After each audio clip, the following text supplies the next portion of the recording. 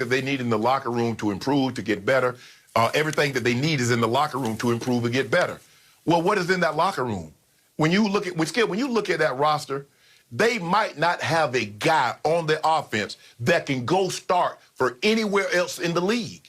Defensively, you might have two guys. That's Devin McCourty and that's Stephon Gilmore. So of 22 starters, you might have two guys that can go somewhere else and start.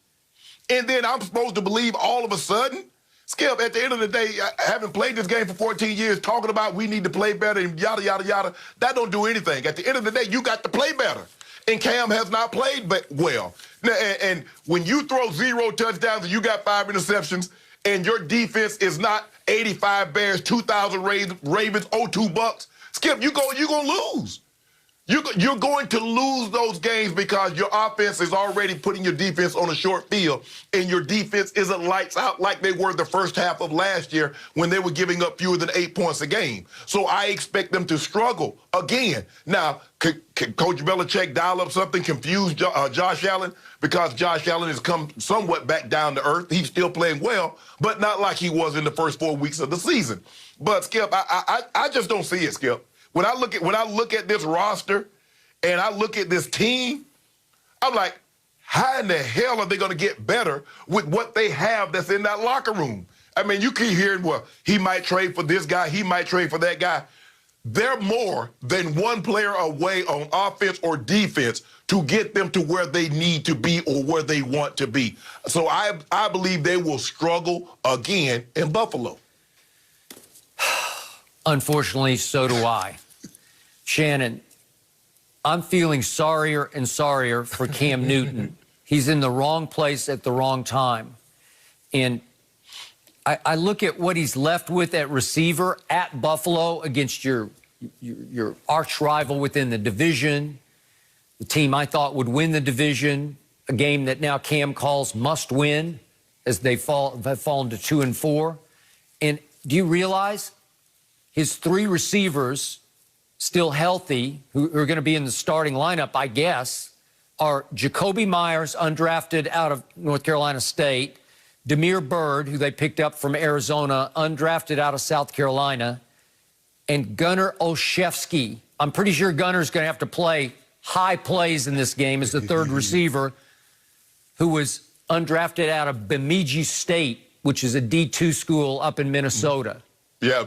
Gunner. That's what you're working with. 3 undrafted receivers because Julian Edelman, broken down, beat up. Now he's got to have some kind of scope on his knee. He led the league in drops last year.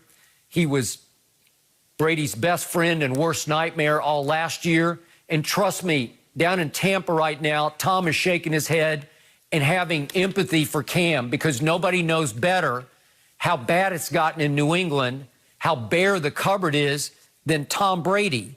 This is embarrassing. And yet Cam gives great press conference. He took that one over yesterday. I loved everything he said. It's highly entertaining because he has huge personality.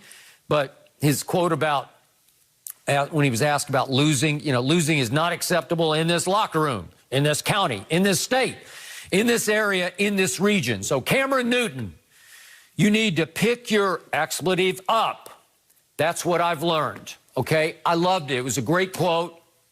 Everything he said he got humbled by being tapped on the shoulder by Belichick and replaced in the 4th quarter by Jarrett Stidham. And yet,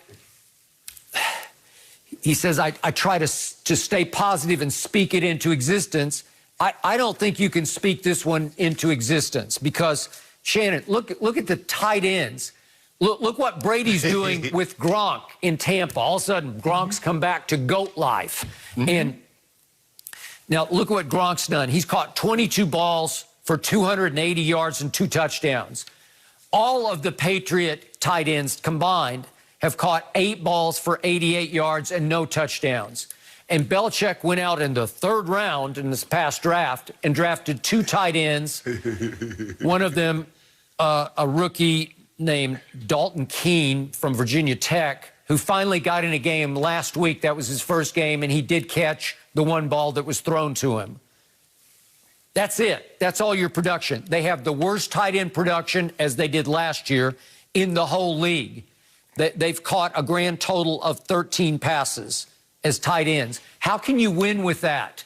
Belichick has let this go from bad to worst. And the guy who's paying for it is Cam. And Shannon, isn't this a microcosm of Cam's career? Because remember those first 2 games he played as a pro, coming out of Auburn, national champ, Heisman winner, even won a championship at Blinn Junior College in Texas. And here he comes into pro football, and I thought he was going to take the world over. He throws for 422 at Arizona in his first pro game, and then came home to throw for 432 against Aaron Rodgers in Charlotte, obviously, for Carolina. And after that, he never sniffed a 400-yard game since. And he's had very few 300-yard games. And how did he start off in New England this year? Well, the first game against Miami, he took it over mostly with his legs because he ran 15 times for 75 yards and 2 touchdowns. And then he goes to Seattle and throws for almost 400 yards, 397, and ran 11 times for 47 more, 2 touchdowns. And as you know, it went down to the last play, and if he just bounced it outside, they would have pulled off the big upset on a Sunday night at Seattle. Correct. Okay, and that was it. And then the last 3 games, Cam has 1 touchdown to 6 interceptions. So it sort of mirrored his career a little bit, that his QBR of the last 3 has been 15, an average of 15, which is scale 0 to 100, woeful. It's horrible. Yeah, and it's the worst in all of pro football over the last 3 games. Well, am I condemning Cam for that? I'm not. You can only do so much with what you have to work with, and it's like he's playing with both hands tied behind his back in New England, as Brady felt like he was much of last year. So, Even Skip, go ahead. Your brother's a chef. Yeah. Even the best chef needs the proper ingredients to make a nice meal. Yeah. I mean, yeah, he can make us whip up something, but sooner or later you're like, you know what?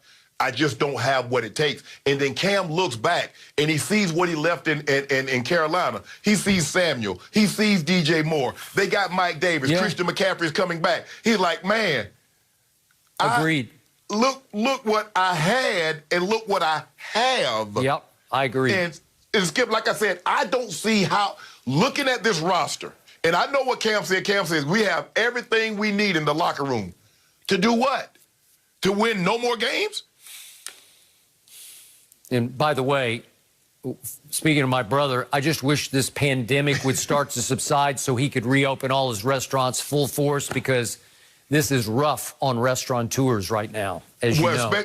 Especially, Skip, in Chicago, because you can't be outside. No. You can't be outside now. Outside is ended. Yep. Yeah. At least in California and Florida and some of the warm weather states, you could open up, have patios. A little ain't no bit. Ain't no patio going on in Chicago. No, Chicago's summer, and I lived there for a while. It lasts about 2.5 months, so summer.